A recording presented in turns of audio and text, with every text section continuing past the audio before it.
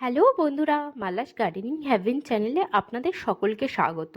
কিছুদিন আগে যে 15 প্রকারের সবজির দানা লাগিয়েছিলাম, সেই সমস্ত দানা দিয়ে খুব সুন্দর জার্মিনেশন হয়ে ছোট ছোট চারা গাছ বেরিয়ে গেছে।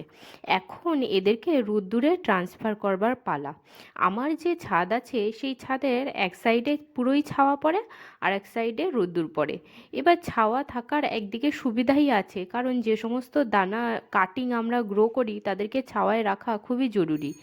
সুতরাং এই ছাওয়া জায়গাটাকে আমি ওই সমস্ত কাটিং গ্রো করবার, এইভাবে ছোট ছোট সিডলিং গ্রো করবার কাজে ব্যবহার করি। এটা একরকম পলি হাউসের মতনই কাজ করে। দেখুন, এই যে একদম উপরে এই সাইডে রয়েছে একটি বড় নিম গাছ, তার পাশেই রয়েছে বাদাম গাছ, আর এখানে রয়েছে, এই দিকে রয়েছে নারকেল গাছ। এই দেখুন, এই দিকটা একদমই ছাওয়া পড়ে, আর এই দিকটায় থেকে আস্তে আস্তে রোদ্দুর। এই দেখুন, আপনাদেরকে দেখাচ্ছে ভালো করে। এই যে সাইডটা একদমই ছাওয়া থাকে, প্রায় সকালবেলা 1-2 ঘন্টা রোদ্দুর আসে, আর সারাদিনই এরকম ছাওয়া থাকে। আর এর পিছনের দিকটা, এই দিকটা চড়া রোদ্দুর থাকে। সকালবেলার রোদ্দুরটা এই সাইডটাতে আসে, আর সারা দিন এইখানে রোদ্দুর থাকে। আমাকে এই সমস্ত ছোট চারা গাছগুলোকে এই দিকেই রোদ্দুরের দিকে ট্রান্সফার করতে হবে। আর এই প্যারাপিডের ওপরে বেশ কিছু ইনডোর প্লান্ট আমি লাগিয়ে রেখেছি, এদেরকেও আজকে সরিয়ে দেব। এই রোদ্দুরে এই ইনডোর প্লান্ট যত না গ্রো হয়, তার থেকে ভালো ছাওয়া জায়গাতে গ্রো হয়। সুতরাং এইখান থেকে সমস্ত ইনডোর প্ল্যান্টকে ছাওয়া জায়গাতে শিফট করে দেব, আর প্যারাপিডের ওপরটা পরিষ্কার করে সমস্ত শীতের ফুল গাছগুলিকে প্যারাপিডের ওপরে রাখবো।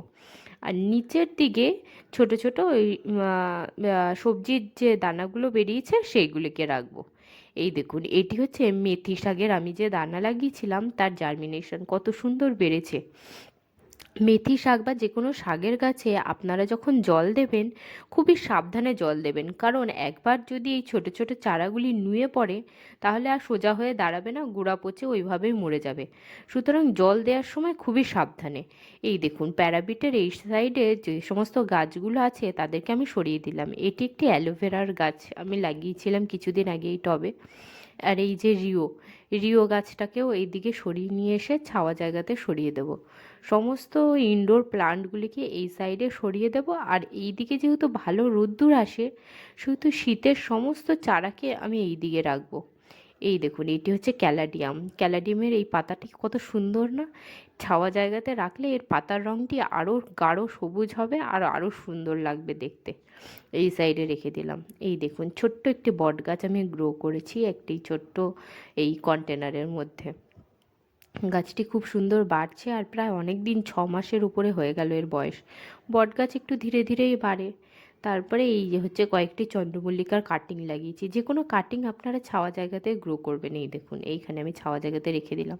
পর্তুলিকাগুলোকেও আমি ওরকম ছাওয়া জায়গাতে নিয়ে গিয়ে সরিয়ে রেখে দিয়েছি। এই দেখুন, এটি বোধহয় পার্পেল কালারের একটি পাতাবাহারি গাছ। এই গাছটার নামটা ঠিক আমি জানি না, তবে আপনারা যদি জেনে থাকেন তাহলে আমাকে বলে দেবেন। এবার প্যারাপিটের ওপর থেকে সমস্ত গাছগুলোকে সরিয়ে নিয়েছি। বেশ কিছু মাটি ধুলো এর উপরে রয়েছে, এগুলিকে ঝাড় দিয়ে একবার করে পরিষ্কার করে নেব। ভালো করে পরিষ্কার না করে গাছ রাখলে ভালো লাগে না।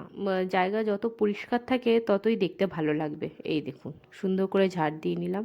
আর এখানে একটা রয়েছে চন্দ্রমল্লিকা গাছের ছোট ছোট কাটিং লাগিয়েছিলাম, ওই কাটিংগুলো খুব একটা ভালোভাবে বড় হয়নি।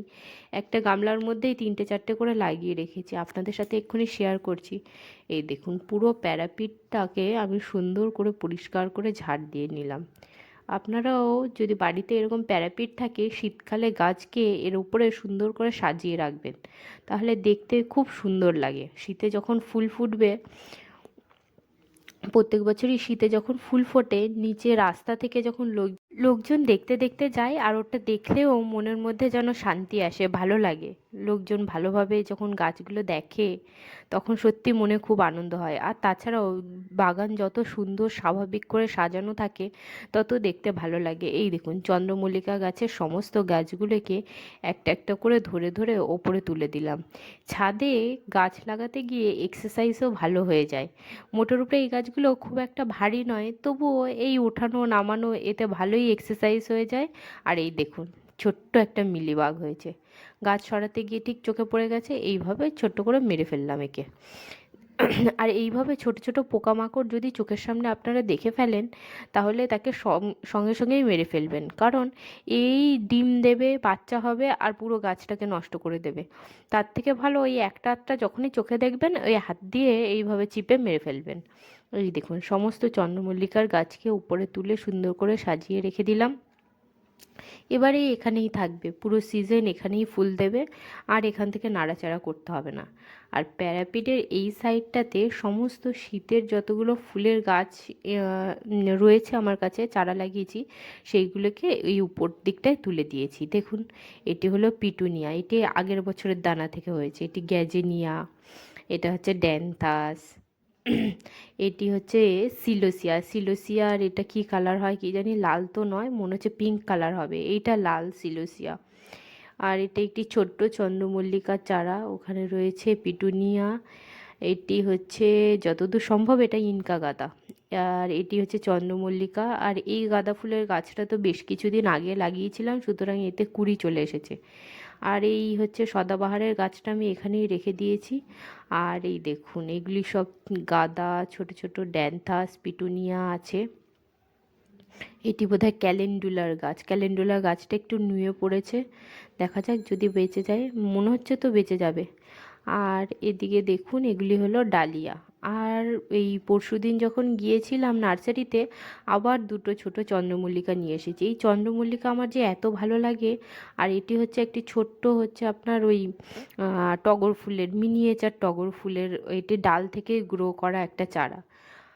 আর এই দেখুন এবার হচ্ছে নিচ থেকে সমস্ত পটগুলোকে সরিয়ে ঝাড়ু দিয়ে এইখানে শীতের যত শাকের গাছ লাগাবো এইখানে রাখবো, লাগিয়েছিলাম সেগুলোকে এখানে রাখবো। আর এই দেখুন এখানে পট সরিয়ে দেখছি এখানে পুরো ভর্তি হয়ে গেছে পিঁপড়ে। এসব ঝাড় দিয়ে আবার শীতের গাছগুলিকে এইখানে লাইন দিয়ে রেখেছি। এখন এরা রোদ্দুর পাবে আর বড় হবে, এখন এর রোদ্দুর খুবই প্রয়োজন। সুতরাং সমস্ত শীতের গাছগুলিকে, শাকের গাছকে আমি এখন রোদ্দুরে শিফট করে দিয়েছি। এই দেখুন, আর আজকে খুব সুন্দর হাওয়া হচ্ছে, আর মানে শীতটা বোধহয় আজকে থেকেই পড়া চালু হলো। আজকে সকালবেলা উঠে থেকে ভালোই ঠান্ডা লাগছিল। আর এই দেখুন সমস্ত গাছগুলিকে এই সাইডে সরিয়ে দিয়েছি, সব যত শীতের গাছ হবে, ফুল হবে, ফল হবে, সব এই সাইডে রয়েছে। এই দেখুন এই উপরে সবগুলো রেখে দিয়েছি ফুলের গাছগুলো, আর নিচে রেখেছি সবজির গাছগুলো, সবজি বলতে ওই শাকের গাছগুলো সাধারণত আমি এই সাইডে রাখলাম। আর যেগুলো লঙ্কা গাছ, কুমড়ো গাছ আর টমেটোর গাছ হবে, সেগুলোকে এই সাইড দিয়ে রাখবো বলে ভেবেছি।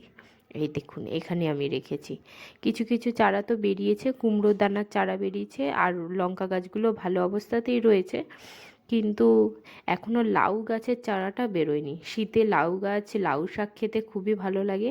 আর এইটি হলো আমার ছাদের উপরে একটি ছোট্ট জমি, এই জমিতে মোটের উপরে সারা বছরই কলমি শাক, ছেঁচি শাক, পালং শাক, পুঁই শাক, এ সমস্ত শাক গাছ হয়, আমি লাগিয়ে এখান থেকে খাই। এই দেখুন এখানে হয়েছে একটি কুমড়ো শাক। আর এটি হচ্ছে একটি বরবটির গাছ।